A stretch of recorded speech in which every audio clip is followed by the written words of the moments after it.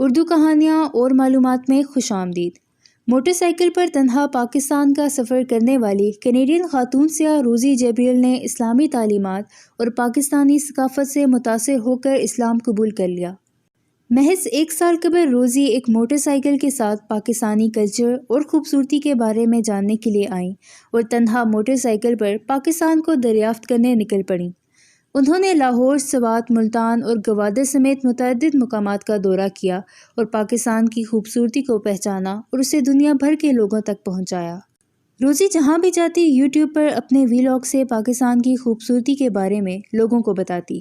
YouTube پر پاکستان سے متعلق ان کی ویڈیوز کو بہت شہرت ملی۔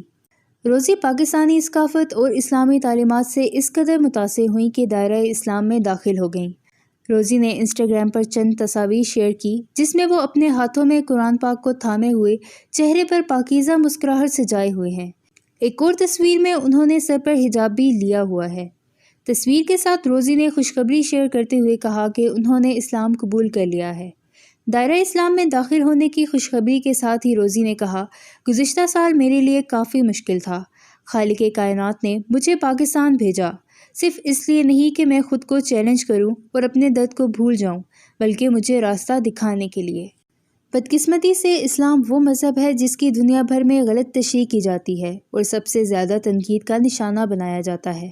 دیگر مذاہب کی طرح یہاں بھی بہت ساری تشریحات ہیں، لیکن اسلام کے اصل معنی امن، محبت اور اتحاد کے ہیں۔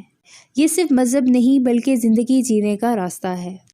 واضح رہے کہ روزی نے پاکستان کے بارے میں اپنے تجربات شیئر کرتے ہوئے کہا کہ یہاں آنے سے قبل ہر کسی نے مجھے کہا تھا کہ پاکستان بہت خطرناک ملک ہے اور ایک تنہا خاتون کا پاکستان میں اکیلے سفر کرنا صحیح نہیں، لیکن جب وہ پاکستان آئیں تو انہیں صرف محبت اور عاجزی ملی۔